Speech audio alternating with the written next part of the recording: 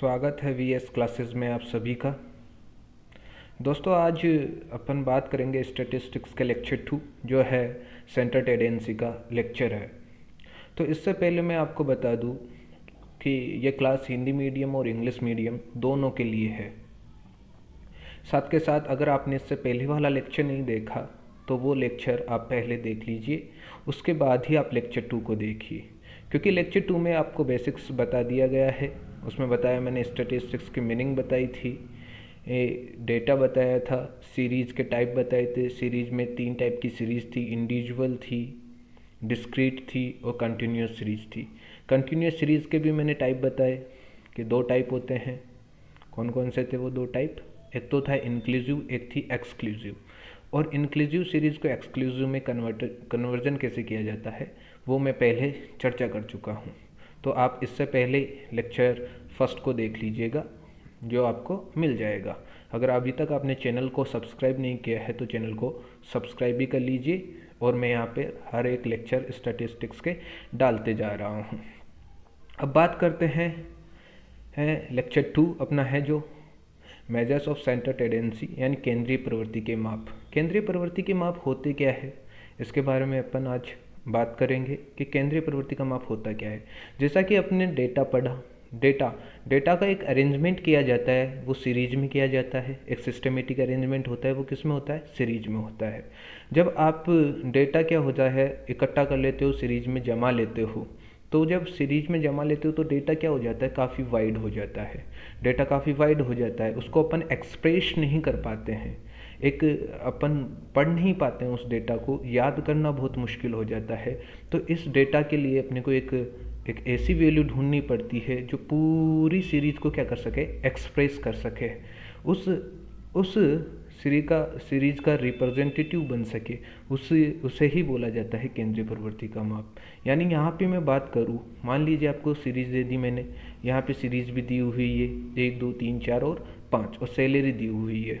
ठीक है, ये सैलरी जो इन्फॉर्मेशन दी गई है, ये सीरीज की डेटा दिया हुआ है। देखिए, किसी की 50 है, किसी की 75 है, किसी की 25 है, किसी की 140 है। तो अपन ये एक्सप्रेस नहीं कर पा रहे हैं कि सैलरी है कितनी किसी व्यक्ति की। ऑन एन एवरेज सैलरी आप निकालो तो वो एक ऑन एन एवरेज जो सैलरी निकल के आ रही है वो कितनी निकल के आ रही है? 58। तो ये क्या कर रहा है? डेटा को एक्सप्रेस कर रहा है, ये प्रतिनिधित्व मूल्य हो गया 58। तो यही क्या कहलाता है? आपका केंद्रीय प्रवृत्ति का माप। यानी बिखरे हुए डेटा को इकट्ठा करके उसका एवरेज निकाल के उस सैलरी का एक रिप्रेजेंटेटिव बनाना, वो क्या हो जाता है? क्या हो जाता है? आपका केंद्रीय प्रवृत्ति का माप हो जाता है। अब केंद्रीय प्रवृत्ति के माप की मैं एक डेफिनेशन दूँ तो क्या होता है? कोई भी एक ऐसा मूल्य जो पूरी सीरीज का प्रतिनिधित्व करता है, यानी श्रेणी का प्रतिनिधित्व करता है, उसके बारे में बताता है, वो क्या कहलाता है? केंद्रीय प्रवृत्ति का माप कहलाता है।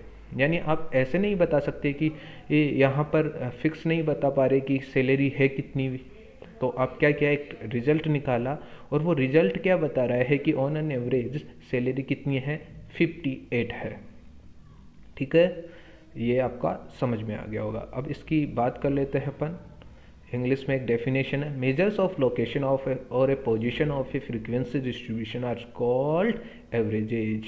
जूलियर कैंडर ने यह परिभाषा दी थी कि किसी आवर्ती वितरण की अवस्थिति या स्थिति के माप ही क्या कहलाते हैं? माध्य कहलाते हैं। केंद्रीय प्रवृत्ति के माप की मैं एक आसान सी परिभाषा बताऊं तो वो आसान सी परिभाषा है कि जो श्रेणी होते हैं उसके अधिकांश मूल्य क्या होते हैं? बिखरे हुए होते हैं। उनमें से एक मूल्य क्या होता है? श्रेणी के आसपास केंद्रित होता है, और उसी ही जो मूल्य उसको बयां करता है, उस सीरीज को बयां करता है, उसके रिजल्ट को बताता है, वो क्या कहलाता है? केंद्रीय प्रवृत्ति का माप। यानी ये सेंटर की ओर अग्रसर करता है आपको, इसी को बोलते हैं अपन केंद्रीय प्रवृत्ति के माप, मेजर्स ऑफ सेंटर टेंडेंसी। अब इसमें अपन पढ़ने वाले हैं क्या क्या है, वो है स्टैटिकल एवरेज। अब स्टैटिकल एवरेज यानी यहाँ पे बोल रहे हैं शाख्यांकीय माध्य बोल सकते हैं इनको। अब ये कितने टाइप की होती है सेंटर टेंडेंसी की जो शाख्यांकीय माध्य है, वो देखिए। सबसे पहले आता है मैथमेटिकल एवरेज। मैथमेटिकल एवरेज आ गया। दूसरा आ जाता है आपका पोजिशनल एवरेज, और थर्ड आ जाता है आपका कॉमर्शियल या बिजनेस एवरेज। ठीक है, इसे बोलते हैं गणितीय, फिर आ जाता है स्थिति, फिर आ जाता है व्यापारिक। अब मैथमेटिकल एवरेजेस में 4 टाइप के एवरेजेज आते हैं। सबसे पहले आता है आपका समांतर माध्य, दूसरा आता है गुणोत्तर माध्य, तीसरा आता है हरात्मक माध्य और फोर्थ आ जाता है आपका वर्गीकरण माध्य, यानी arithmetic mean, geometric mean, harmonic mean और क्वार्टाइल मीन, ये आपके आएंगे। इनके बारे में अपन चर्चा करेंगे कि यहाँ पर अपन AM की चर्चा करेंगे, GM की करेंगे, HM की करेंगे और क्वार्टाइल मीन की भी करेंगे। अब आता है पोजिशनल एवरेज। पोजिशनल एवरेज कितने हैं? 2 है। एक तो आता है मोड, जिसे बहुलक बोला जाता है, बोहिस्टिक बोला जाता है। दूसरी आ जाती है मीडियन, यानी मध्य का, माध्य का, या इसे M से डिनोट करते हैं। और आ जाता है बिजनेस या कॉमर्शियल माध्य, जिनमें आ जाता है आपका कौन कौन सा आ जाता है? चल माध्य आ जाता है, प्रगामी माध्य आ जाता है और संग्रहित माध्य, जिसे बोला जाता है कंपोजिट एवरेज, मूविंग एवरेज और प्रोग्रेसिव एवरेज। ये 3 एवरेज अपन यहाँ पे चर्चा करेंगे। अपन ने क्या क्या पढ़ लिया? मैथमेटिकल, देखिए स्टैटिकल एवरेज कितने होते हैं? 3 होते हैं। सबसे पहले आ गया मैथमेटिकल एवरेज, पोजिशनल एवरेज और बिजनेस एवरेज।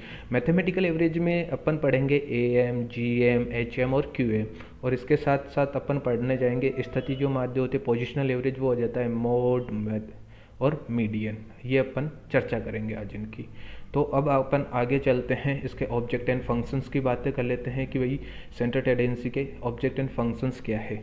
ठीक है, अब देखिए अपन बात कर रहे हैं किसकी?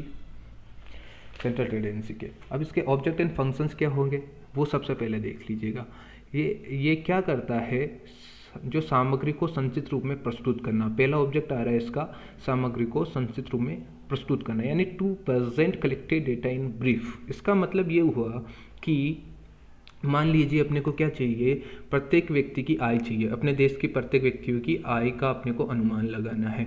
अपन ने क्या किया? पृथक पृथक तो अपन याद नहीं कर सकते, तो उसका अपन अनुमान लगाने के लिए क्या कर लेते हैं? एवरेज निकाल लेते हैं, उसकी औसत आय निकाल लेते हैं, ताकि अपन क्या कर सकते हैं? उसे संक्षिप्त रूप से बयां कर सकते हैं। चलो ये आपको समझ में आ गया होगा मैं क्या बताना चाह रहा हूँ। अब होता है तुलनात्मक अध्ययन। दूसरा क्या आ रहा है ऑब्जेक्ट? तुलनात्मक अध्ययन, यानी कंपैरेटिव स्टडी क्या होती है? कंपैरेटिव स्टडी की बात करूँ तो ये बहुत ही आसान है, बहुत ही आसान। कंपैरेटिव स्टडी का मतलब क्या होता है? जब आप क्या करना चाहते हो, मान लीजिए कक्षा A है और कक्षा B है। कक्षा A में कुछ स्टूडेंट है, कक्षा B में भी स्टूडेंट होंगे।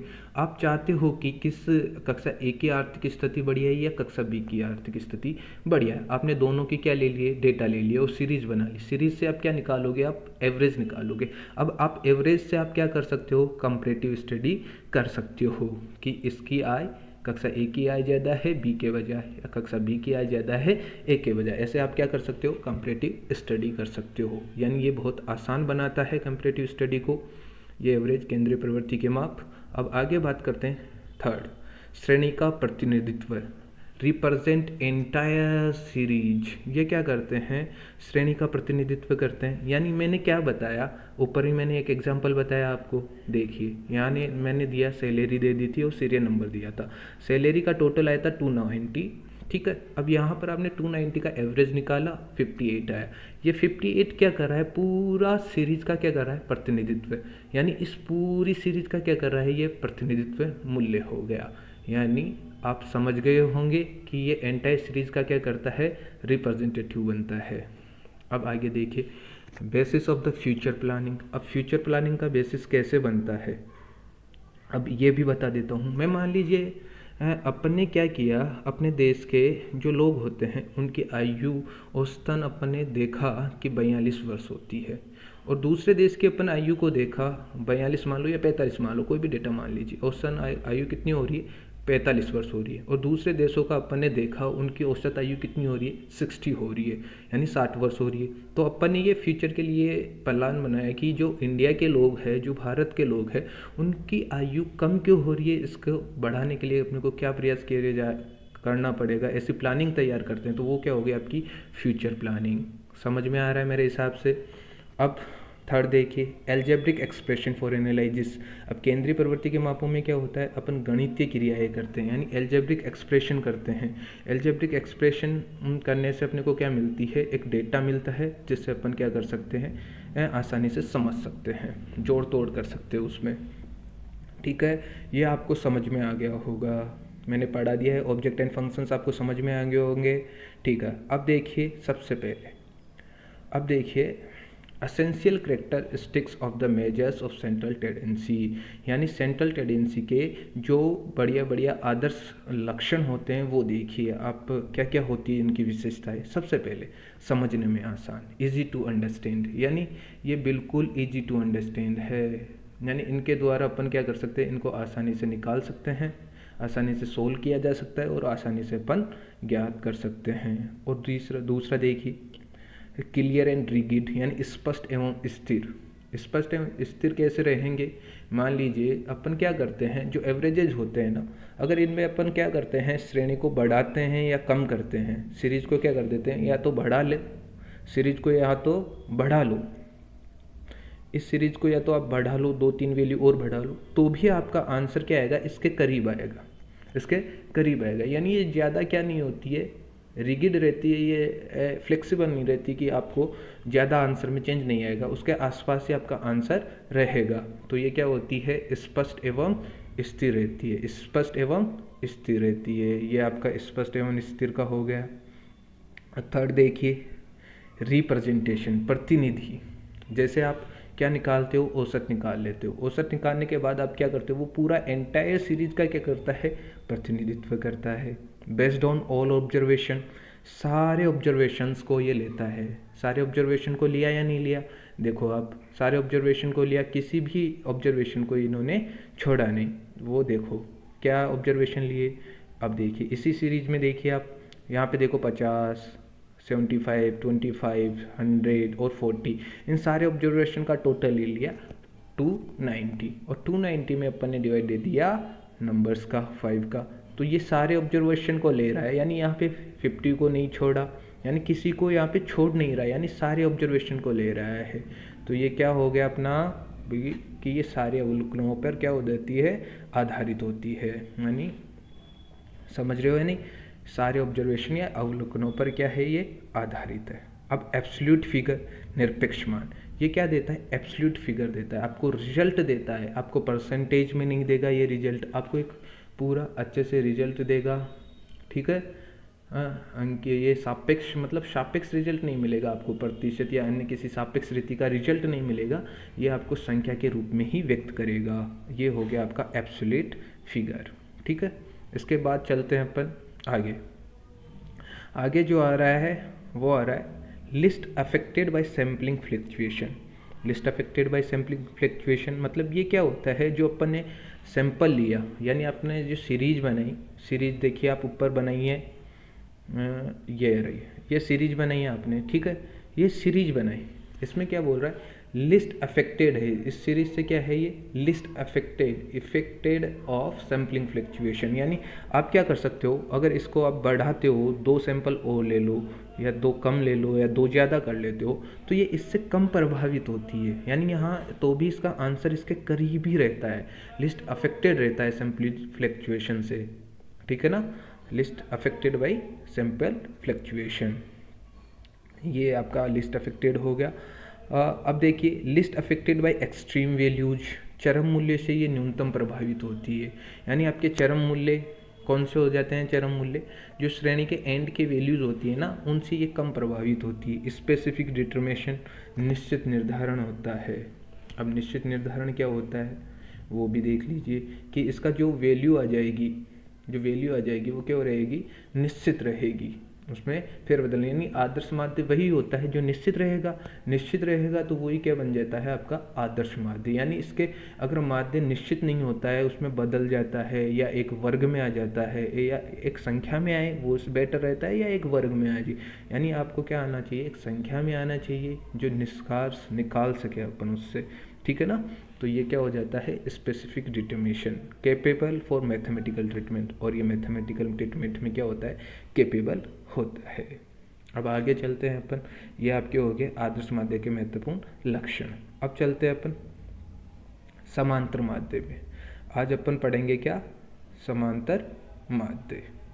अपन ने क्या क्या पढ़ लिया वो देख लीजिए आप एक बार। सेंटर टेंडेंसी की अपन ने मीनिंग पढ़ ली क्या होता है, फिर अपन ने पढ़ा क्या स्टैटिकल एवरेज के टाइप बताए कि इतने टाइप का होता है, उद्देश्य फंक्शंस पढ़ लिए अपन ने। फंक्शंस के बाद अपन ने पढ़ा आदर्श माध्य के महत्वपूर्ण लक्षण पढ़ लिए अपन ने।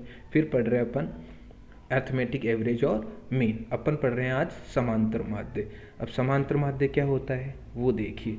समांतर माध्य का मतलब होता है किसी समंग श्रेणी या कोई सीरीज है आपके, उस समांतर माध्य में उस श्रेणी के मूल्य को जोड़कर आपकी जो सीरीज थी उस सीरीज की सारी वैल्यूज को जोड़ लिया अपन ने और उसकी संख्या का डिवाइड दे दिया, तो क्या प्राप्त हो जाता है आपको अर्थमेटिक मीन। यानी the arithmetic mean of A series of item is obtained by the adding the values of items and dividing by the number of items। यही आपका क्या कहलाता है समांतर माध्य। समांतर माध्य एक वितरण का क्या होता है केंद्र बिंदु होता है। The arithmetic mean is the centre of gravity of distribution.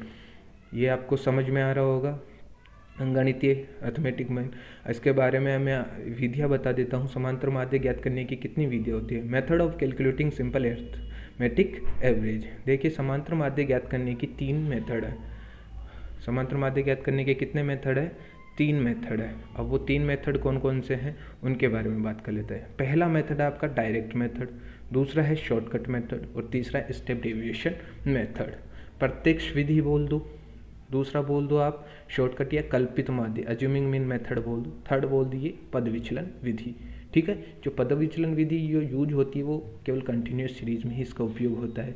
अपन अब बात करते हैं क्या हाँ समांतर माध्य ज्ञात करने की डायरेक्ट मेथड के बारे में। अब डायरेक्ट मेथड क्या होता है इसके बारे में अपन आज चर्चा करते हैं। डायरेक्ट मेथड अपन निकाल रहे हैं क्या समांतर माध्य। समांतर माध्य डायरेक्ट मेथड से ज्ञात कर रहे हैं। 3 सीरीज होती है, तीनों सीरीज के अलग अलग फॉर्मूले लगेंगे। समांतर माध्य के तीनों सीरीज के क्या लगेंगे अलग अलग फॉर्मूलाज लगेंगे डायरेक्ट मेथड के। डायरेक्ट मेथड निकाल रहे हैं अपन इंडिविजुअल सीरीज। इंडिविजुअल सीरीज में क्या करोगे आप, इंडिविजुअल सीरीज है आपकी, इंडिविजुअल सीरीज है, डिस्क्रीट सीरीज है और कंटिन्यूस सीरीज है। अब डायरेक्ट मेथड में क्या फॉर्मूला होता है इंडिविजुअल सीरीज में, इंडिविजुअल सीरीज में रहेगा formula x bar equals to sum of x upon n. Discrete series में क्या है x bar equal to sum of F x upon sum of F को एन से भी डिनोट करते हैं। कंटिन्यूस सीरीज का क्या हो गया x bar equal to sum of F x upon sum of F. ये दोनों फॉर्मूले सेम है। ठीक है, अब देखिए क्या हो रहा है आगे। एग्जाम्पल लेते हैं अपन इंडिविजुअल सीरीज डायरेक्ट मेथड से। देख लीजिए सबसे पहले अपन ने क्या ले लिया सीरियल नंबर 1 2 3 4 5। ठीक है, फिर ले लिया अपन ने वेजेज, वेजेज को बोलते हैं अपन एक्स की वैल्यूज़। ठीक है, तो ये वेजेज आ गई और अपन ने क्या कर लिया एन आ गया अपना कितना 5 एन आ गया और 140 क्या आ गया इसका एक्स का टोटल। अब 140 एक्स का टोटल आया। अब सम ऑफ एक्स कितना हो गया 140 और एन कितना हो गया 5।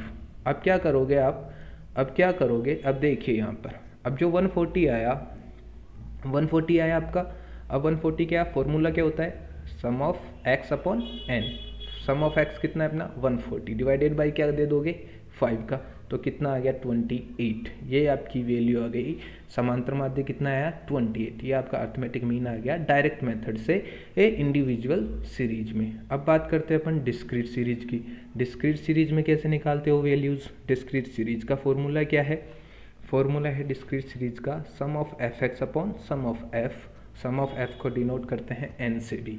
ठीक है, आपने फिर से वेजेज ले ली। अब देख लिए डिस्क्रीट सीरीज में क्या क्या मिलेगा आपको, वैल्यूज़ मिलेगी, एक इन्फॉर्मेशन मिलेगी, उसके साथ फ्रिक्वेंसी दी हुई मिलेगी। इन्फॉर्मेशन क्या मिली आपको वेजेज, वेजेज को अपन एक्स बोल दिया। 50 मिली, 15 मिली, 20 मिली और 25 मिली और 10 मिली, ये आपको वेजेज मिल गई। और वेजेज के साथ आपको क्या मिला फ्रिक्वेंसी मिली। फ्रिक्वेंसी मिली आपको 3 2 4 4 2, आपको ये फ्रिक्वेंसी मिल गई।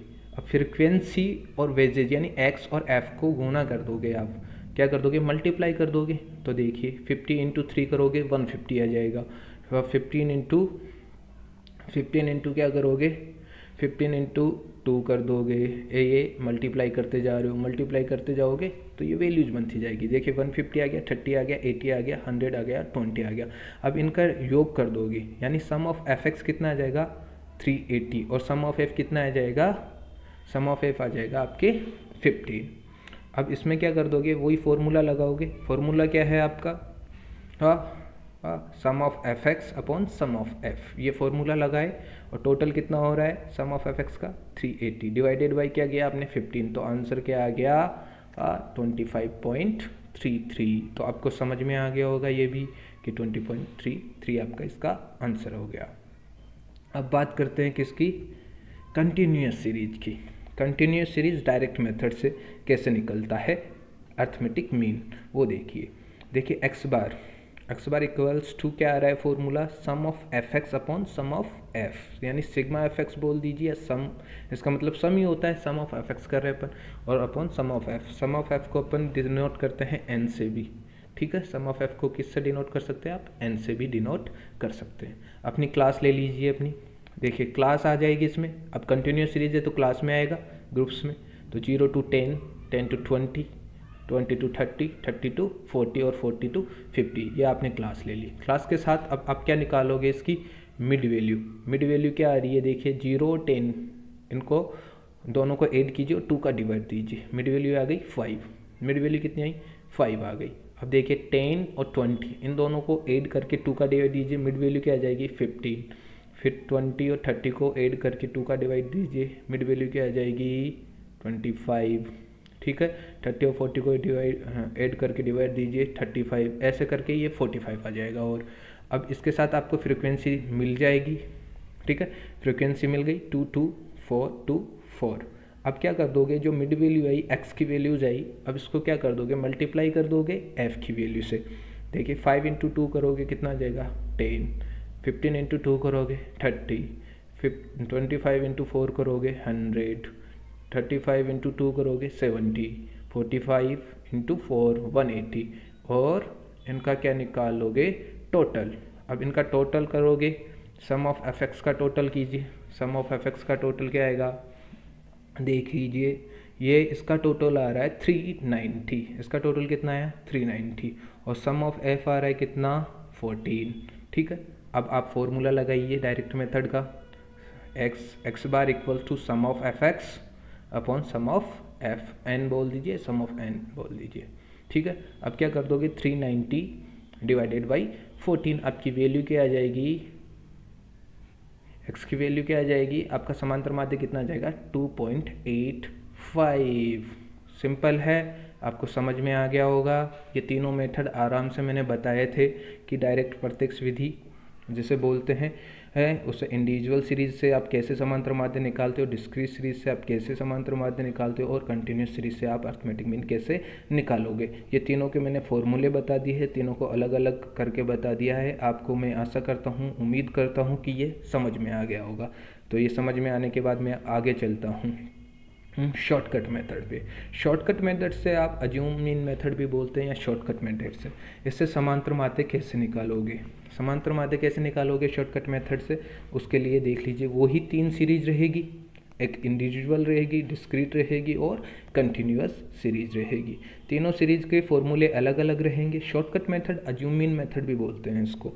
पहला मेथड देखिए इंडिविजुअल सीरीज का। इंडिविजुअल सीरीज का जो फॉर्मूला रहेगा एक्स बार इक्वल्स टू क्या रहेगा, A plus sum of D x upon N, जहाँ डी एक्स को बोलते हैं X minus A, X minus A क्या बोलते हैं, इसे बोलते हैं अज्यूम मीन। क्या बोलते हैं, ए को अज्यूम मीन। दूसरा देखिए डिस्क्रीट सीरीज। डिस्क्रीट सीरीज का क्या फॉर्मूला है, A plus sum of F D x upon N. अब डिस्क्रीट सीरीज में क्या आ जाती है, फ्रीक्वेंसी आ जाती है, तो फ्रीक्वेंसी से क्या कर देते हो, मल्टीप्लाई कर देते हो। ऐसे ही कंटिन्यूस सीरीज में फ्रीक्वेंसी रहती है तो उससे क्या कर देते हो, मल्टीप्लाई कर देते हो। अब देखिए सबसे पहले इंडिविजुअल सीरीज की बात करते हैं। इंडिविजुअल सीरीज में एग्जाम्पल ले लेते हैं अपन, ठीक है। एग्जाम्पल देखिए आप, वही मैंने एग्जांपल लिया हूँ 1 2 3 4 सीरियल नंबर, आपकी वेजेस दे रखी है 2 5 यानी 25 15 20 30 50, ये आपको वेजेस दे रखी है। और वेजेज क्या हो गया, एक्स की वैल्यू। अब यहाँ से आपको क्या करना पड़ता है, यह एक्स की वैल्यू में से आप कोई भी वैल्यू अपने मन से सोच लीजिए, या तो 25 से 50 के बीच में कोई भी वैल्यू अपने मन से सोच लीजिए, या फिर आप इनमें से कोई भी वैल्यू ले लीजिए, ठीक है। जैसे मैं यहाँ पे ए की वैल्यू ले रहा हूँ 20, ए की वैल्यू कितनी ले रहा हूँ 20। अब मैंने ए की वैल्यू ले ली 20। अब क्या निकालूंगा मैं, डी एक्स कैसे निकालोगे, एक्स माइनस ए करते, एक्स माइनस ए करके मैं डी एक्स निकालूंगा। एक्स कितना है आपका 25, इसमें से ए घटाऊंगा यानी 20 घटाऊंगा तो कितना बचेगा 5। फिर मैं 15 माइनस 20 करोगे तो -5, ठीक है। x माइनस ए कर रहा हूँ, ए की वैल्यू कितनी है 20 है और x की वैल्यू जी आ रही है 20 माइनस 20 करोगे 0 आ जाएगा। 30 माइनस 20 करोगे 10 आ जाएगा। 50 माइनस 20 करोगे कितना आ जाएगा 30 आ जाएगा। ये आपने ऐसे किया है, इसको समझ में आ गया होगा, मैं आशा करता हूँ। अब इसका आप टोटल कर लोगे, dx का टोटल कितना आ रहा है, dx का टोटल आ रहा है 40, dx का टोटल कितना आ रहा है 40 और यहाँ पर n है अपने पास 5। अब क्या करोगे, फॉर्मूला लगाओ वो शॉर्टकट मेथड का इंडिविजुअल सीरीज का फॉर्मूला क्या होता है, a plus sum of dx upon n। यहाँ पर x बार इक्वल्स टू क्या कर दोगे, a था अपना 20 ले लिया, 40 आया dx का टोटल सम ऑफ dx और अपॉन क्या कर दिया 5। अब आप डिवाइड दोगे 20 प्लस 8 कितना आ जाएगा आंसर 28। मैं आशा करता हूँ आपको समझ में आ गया होगा, ये बड़ा आसान सा था। अब इसके बाद बात करते हैं अपन किसकी, डिस्क्रीट सीरीज की। अब डिस्क्रीट सीरीज कैसे निकालोगे आप वो देखिए, डिस्क्रीट सीरीज का फॉर्मूला देख लीजिए। डिस्क्रीट सीरीज में क्या मिलेगी आपको, फ्रीक्वेंसी मिलेगी, तो सम ऑफ क्या हो जाएगा dx अपॉन n और n को अपन बोल सकते हैं सम ऑफ एफ भी बोल सकते हैं। अब यहाँ पे एग्जाम्पल देखिए, ठीक है, यहाँ पे एग्जाम्पल देखिए आप, एग्जाम्पल क्या है वो ले लीजिए। अब वैल्यू ले लीजिए x की वैल्यू है 50, 15, 20, 25 और 10। यहाँ पे वैल्यू कितनी आ गई 50, 15, 20, 25 और 10, ये x की वैल्यू आ गई। x की वैल्यू के बाद क्या कर दोगे आप, फ्रीक्वेंसी ले लिया 3, 2, 4, 4, 2। अब क्या निकालोगे आप, dx निकालने के लिए वही x में से आप कोई भी वैल्यू पुटअप ले लीजिए, एज्यूम कर लीजिए अपने a क्या ले लिया, इसमें से कोई भी वैल्यू ले सकते हो आप, आंसर वही आएगा। मैंने वैल्यू ले ली 20, फिर से मैंने क्या ले ली वैल्यू 20 ले ली। अब 20 वैल्यू ले ली, फिर से मैंने क्या ले लिया एज्यूम 20 कर लिया, वही करोगे अब x माइनस ए करोगे। अब 50 में से 20 गया तो कितना आएगा बेटे, x माइनस ए कर रहे हो ना, 50 में से 20 जाएगा तो कितना जाएगा 30, ठीक है। अब 15 में से 20 जाएगा, x माइनस ए यानी x है कितना है 15 और a कितना है 20, तो यहाँ पर कितना आ जाएगा माइनस का 5 आ जाएगा, समझ में आ रहा है। अब फिर 20 माइनस 20 जीरो हो गया, फिर 25 माइनस 20 करोगे 5 आ जाएगा, और 10 माइनस 20 करोगे तो माइनस का 10 आ जाएगा। अब आप क्या करोगे, फॉर्मूला क्या बोलता है एफ डी एक्स, तो आप क्या करोगे f से मल्टीप्लाई 3 इंटू 30 करोगे कितना आ जाएगा 90, 2 इंटू माइनस 10 करोगे 10 आ जाएगा माइनस का, यहाँ 0 आ जाएगा 4 इंटू 0, 4 इंटू 5 करोगे 20, 2 इंटू माइनस 10 करोगे तो 20, तो इसका टोटल कितना हो गया 80। अब इसका टोटल कितना हो जाता है एफ डी एक्स का 80 हो जाता है। अब आप निकाल लीजिए क्या, फॉर्मूला लगाइए a plus sum of D x upon N. अब यहाँ पे a कितना है अपना 20, a कितना है अपना 20 रख दिया, 80 अपॉन 15 कर दिया। अब क्या आ गया 20 प्लस 5.33, तो आंसर क्या आ गया 25.33। ये हो गई आपकी डिस्क्रीट सीरीज का शॉर्टकट मेथड। अब बात करते हैं अपन किसकी, कंटिन्यूस सीरीज की। कंटिन्यूस सीरीज को निकालने के लिए वही फॉर्मूला लगाइए a plus sum of D x upon N. अब कंटिन्यूस सीरीज की क्या पहचान, क्लास बन के आएगी, तो क्लास बन गई अपनी, क्लास बन गई। देखिए शॉर्टकट मेथड की बात कर रहा हूँ मैं, कंटिन्यूस सीरीज में क्लास आ गई 0 to 10, 10 to 20, 20 to 30, 30 to 40 हो गई और 40 to 50 हो गई। अब क्या ले लोगे, इसकी मिड वैल्यू ले लोगे। मिड वैल्यू कैसे आएगी, वही कैसे निकालोगे mid value, 0 plus 10 divided by 2 करोगे तो 5 आ गई मिड वैल्यू, 10 प्लस 20 करोगे डिवाइडेड बाई 2 करोगे तो 15 आ जाएगी, 20 प्लस 30 करोगे डिवाइडेड बाई 2 करोगे तो 25। ऐसे आप क्या निकालोगे मिड वैल्यू, ऐसे 35 आ गया और 45 आ गया, ये मिड वैल्यू हो गई आपकी। मिड वैल्यू होने के बाद वही आप क्या लिखी हुई है, फ्रीक्वेंसी आई है इनकी, ये फ्रीक्वेंसी लिखी हुई है, ठीक है। 2 2 4 2 4 ये फ्रीक्वेंसी आ गई। अब फ्रीक्वेंसी आने के बाद क्या निकालोगे आप, डी एक्स कैसे निकालोगे आप, जो मिड वैल्यू आई है उसमें से आप अज्यूम कर लीजिए कोई भी a, मैंने a अज्यूम किया 25, अब a आ गया अपना 25 अज्यूम कर लिया मैंने a को, a अब क्या करोगे x माइनस ए, x कितना है आपका 5, ठीक है।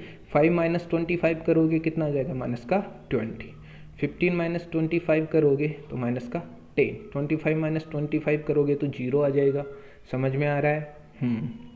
ठीक है। अब क्या करोगे, 35 माइनस 25 करोगे तो कितना आ जाएगा, 35 माइनस 25 करोगे तो 10 आ जाएगा, और 45 माइनस 25 करोगे तो क्या आ जाएगा, 20 आ जाएगा। इस तरह से अपन ने क्या निकाल लिया, dx निकाल लिया। अब dx जो वैल्यू आई उसको किससे मल्टीप्लाई करने पड़ेगा अपने को, फ्रीक्वेंसी से। फ्रीक्वेंसी से मल्टीप्लाई कीजिए, देखिए 2 माइनस 20 कितना आ जाएगा, माइनस का 40। ठीक है, 2 माइनस 10 कितना आ जाएगा, माइनस का 20। 4 इंटू 0 तो 0, 2 इंटू 10 20, 4 इंटू 20 80। ऐसे करके इसका टोटल ले लेंगे अपन। सम ऑफ एफ डी एक्स का कितना आ रहा है, 40। टोटल कितना आ जाएगा, 40।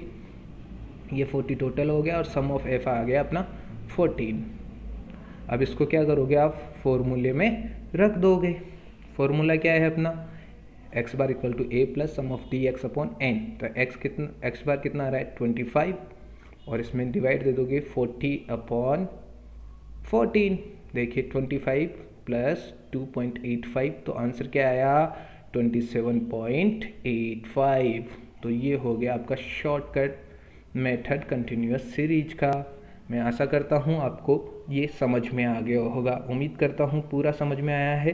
तो अब देख लीजिए शॉर्टकट मेथड के तीनों सीरीज के मैंने बता दिया है। अब आगे चलते हैं अपन, थर्ड मेथड आता है आपका स्टेप डेविएशन मेथड। अब स्टेप डेविएशन मेथड होता क्या है, देखिए आपको अगर क्लास अच्छी लग रही है तो लाइक भी करते रहिएगा, ठीक है। चैनल को सब्सक्राइब करना भी ना भूले आप, चैनल को सब्सक्राइब कीजिए, शेयर कीजिए। और मैं आपके साथ बना हुआ हूँ, और इसके बाद अपन अगला लेक्चर और तैयार कर रहे हैं।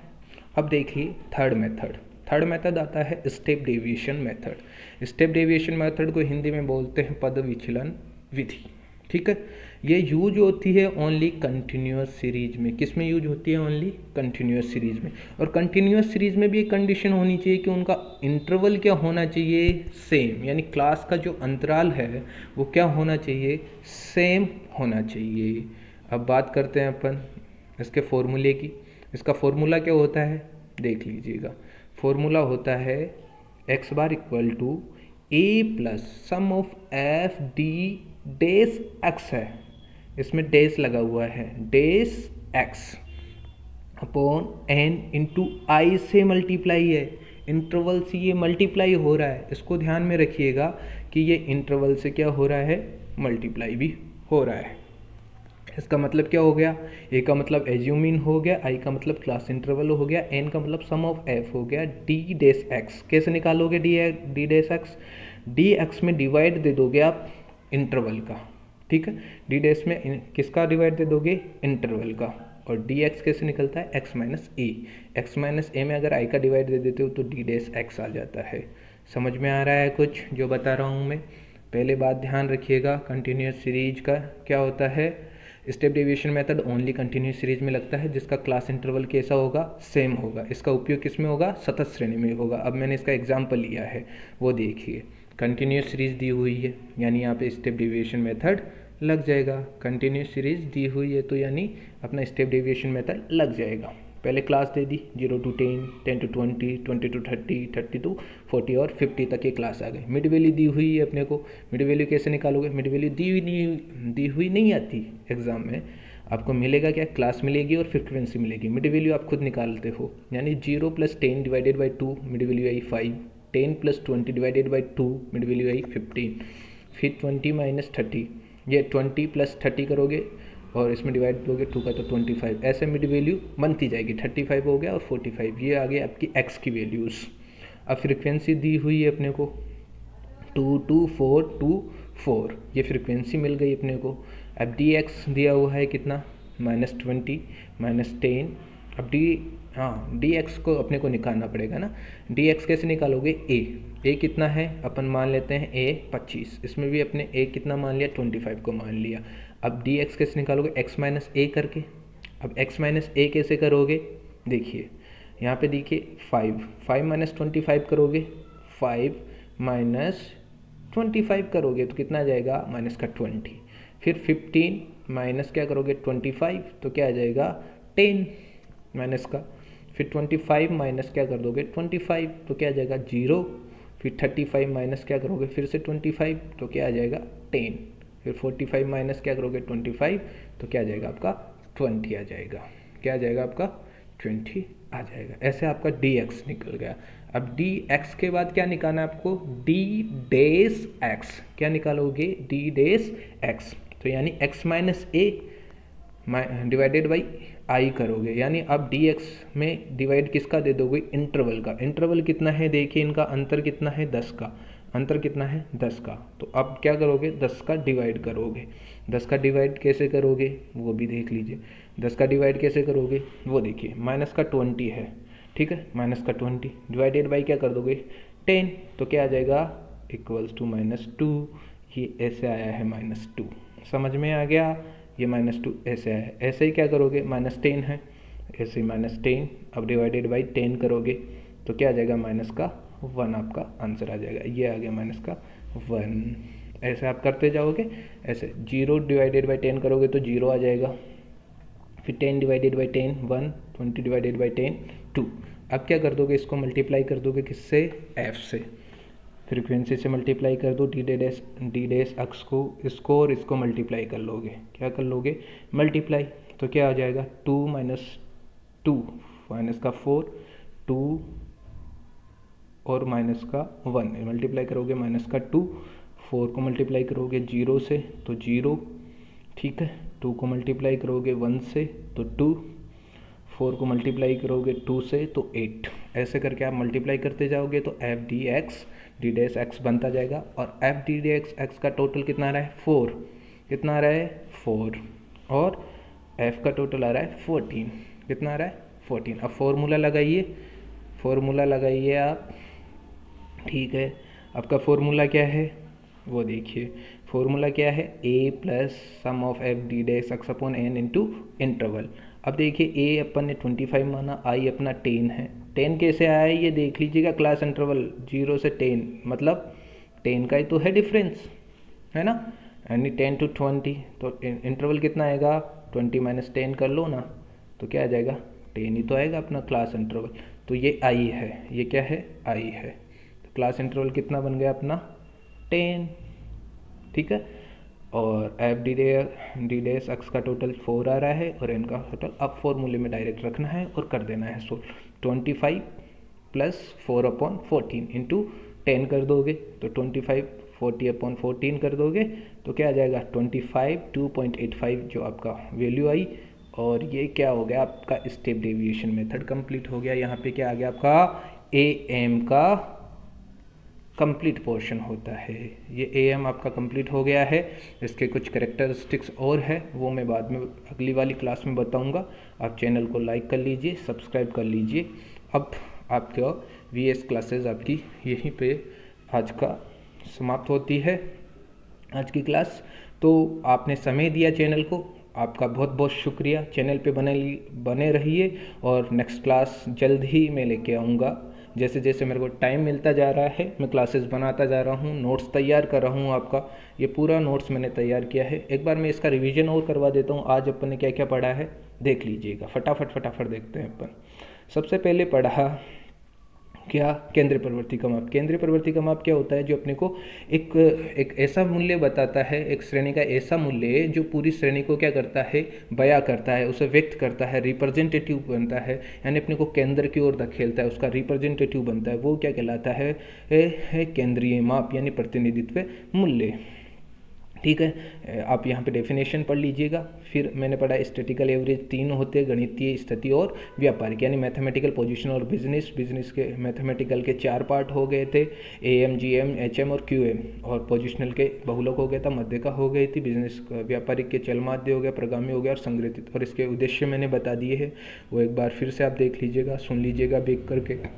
अगर समझ में ना आए तो आप कमेंट में मेरे को बता सकते हैं, मैं और इजी लैंग्वेज करने की कोशिश करूँगा। और करेक्टरिस्टिक्स मैंने बता दिए हैं, समझने में आसान होते हैं, क्लियर एंड रिगिड होते हैं, रिप्रेजेंटेटिव बेस्ड ऑल ऑब्जर्वेशन होता है, ये मैंने बता दिया है। अब समांतर माध्य क्या होता है, यानी समांतर माध्य उस श्रेणी के सभी मूल्यों को जोड़कर क्या दे दिया जाती है, उसकी संख्या का भाग दे देते हैं तो समांतर माध्य निकल के आ जाता है। समांतर माध्य के मैंने 3 मेथड बताए, डायरेक्ट मेथड बताया, शॉर्टकट मेथड होता है और step deviation method. Direct method के मैंने तीनों एग्जांपल लेके बता दिए हैं, तीनों के फॉर्मूले बता दिए हैं आपको, डिस्क्रीट सीरीज़ के, कंटिन्यूस सीरीज़ के और इंडिविजुअल सीरीज। शॉर्टकट मेथड के भी मैंने तीनों फॉर्मूले बता दिए आपको, डिस्क्रीट में क्या होता है, इंडिविजुअल में होता है, कंटिन्यूस में क्या होता है। इसके साथ स्टेप डेविएशन मेथड भी मैंने बता दिया है जो कॉमनली यूज होता है कंटिन्यूस सीरीज़ में, और मैंने इसका एग्जाम्पल लेके आपको आसान शब्दों में बता दिया। और आज की क्लास यहीं पे समाप्त होती है। बहुत बहुत शुक्रिया सभी दोस्तों का समय देने के लिए, धन्यवाद।